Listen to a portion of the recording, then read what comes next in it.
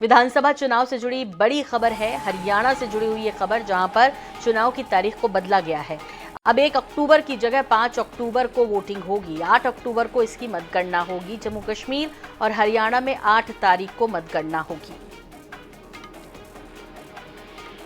तो हरियाणा में 8 अक्टूबर को होगी मतगणना। ये बड़ी खबर हरियाणा चुनाव से जुड़ी। जम्मू कश्मीर और हरियाणा में 8 तारीख को मतगणना होगी और पहले 1 अक्टूबर को होना था वोटिंग, लेकिन वो 5 अक्टूबर को होगी और 8 अक्टूबर को फिर काउंटिंग होगी।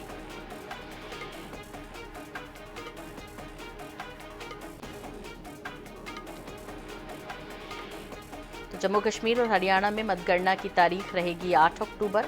विधानसभा चुनाव से जुड़ी हुई इस वक्त की बड़ी खबर, हरियाणा चुनाव में तारीख बदली गई है। 1 अक्टूबर की जगह 5 अक्टूबर को वोटिंग होगी हरियाणा में।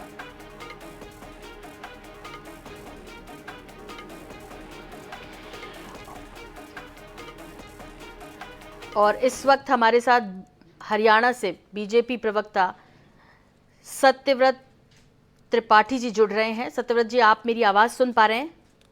सुन रहा हूं। सत्यव्रत शास्त्री। सत्यव्रत शास्त्री जी, जी माफ कीजिए सर। आपसे समझना चाहेंगे, तारीख बदली गई है हरियाणा चुनाव को लेकर और अब 1 की जगह 5 को होगी वोटिंग और काउंटिंग 8 को। सर, आपका रिएक्शन? देखिए, ये हमारी पार्टी की भी मांग थी और हमारी पार्टी के साथ विपक्ष की भी पार्टियों, कुछ सामाजिक संगठनों की भी मांग थी और उसके 2 बड़े कारण थे। एक, विश्नोई समाज का बड़ा कार्यक्रम होना, जिसमें आम व्यक्ति की भागीदारी होती है, और दूसरा, शहरी क्षेत्रों में लगातार 5-6 दिन के अवकाश होने के कारण से लोगों का बाहर जाना स्वाभाविक सा एक कार्यक्रम बन जाता है।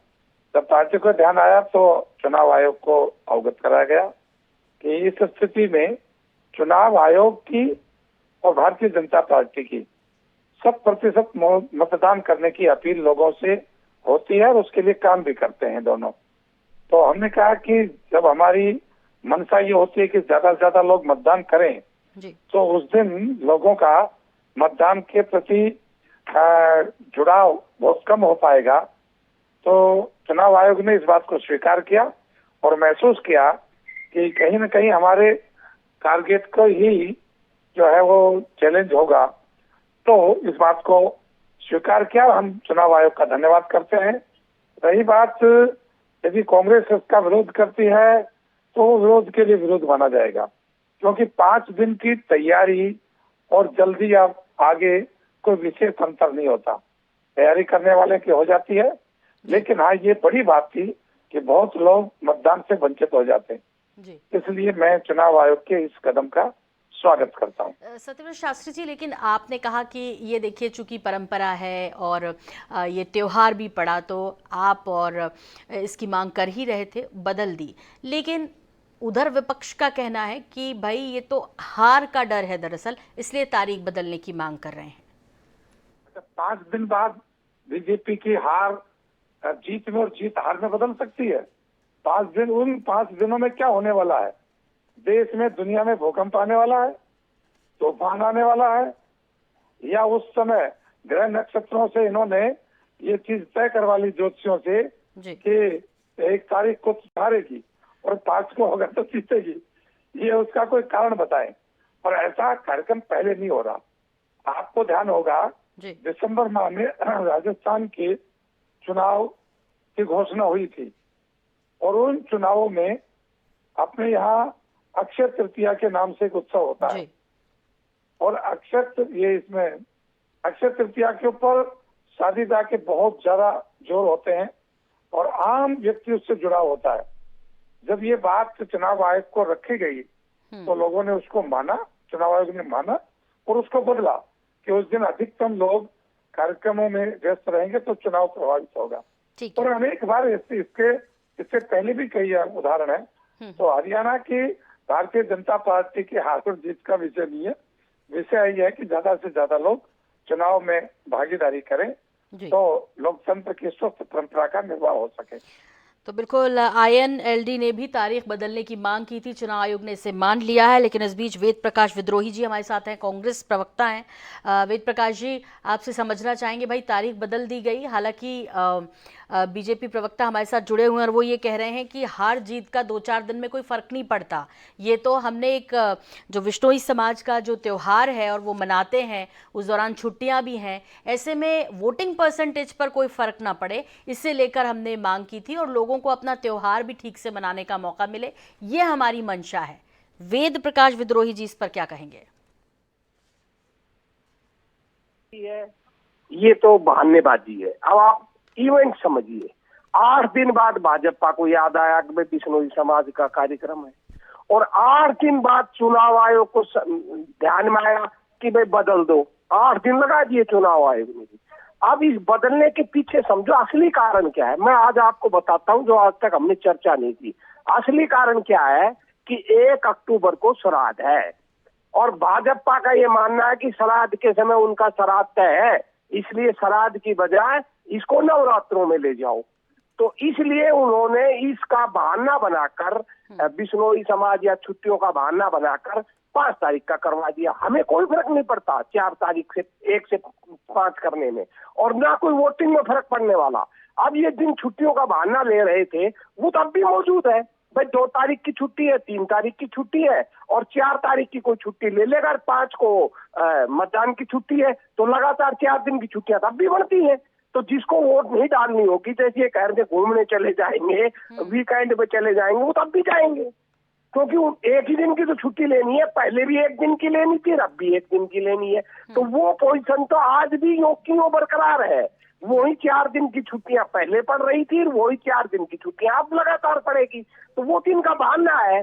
तो वास्तविकता ये है कि ये आप श्राद्ध से डरे हुए थे कि भाई श्राद्ध के समय में इनकी मान्यता के अनुसार सही काम, वो कोई सही वो कार्य नहीं होते, इसलिए इसको नवरात्रा में ले जाओ। हमारा ये कहना है कि अगर चुनाव आयोग धार्मिक आस्था के आधार पर श्राद्ध है या नवरात्रा है, इसको नहीं समझकर भाजपा की चाल में फंसकर विपक्ष के विरोध के बावजूद बिना विपक्ष से चर्चा किए एक तरफा फैसला करेगा, और वो भी 8 दिन बाद, तो ये विशुद्ध रूप से लोकतंत्र और चुनाव आयोग पर प्रश्न चिन्ह है कि हमारा देश का लोकतांत्रिक प्रणाली और समाज किस तरफ जा रहा है।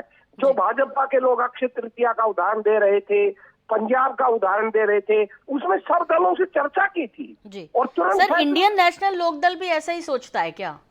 अब ये जाने, मैं क्या कह सकता हूँ। इंडियन नेशनल लोकदल की तो हालत ये हो रही है कि वो तो भाजपा का पीछे लक्कू बना हुआ है। कल ही आपके जनता टीवी पर ही एक चर्चा चल रही थी, उसके अंदर हिमाचल की चर्चा थी, वरुण जी ले रहे थे। ये लोग, जब वरुण जी खुद कह रहे थे कि हाँ भाई जीएसटी का पैसा बकाया है, तब भी इंडियन नेशनल लोकदल का प्रवक्ता कह रहा था कि देश में कहीं जीएसटी का पैसा बकाया नहीं है और हिमाचल की सरकार बहानेबाजी कर रही है।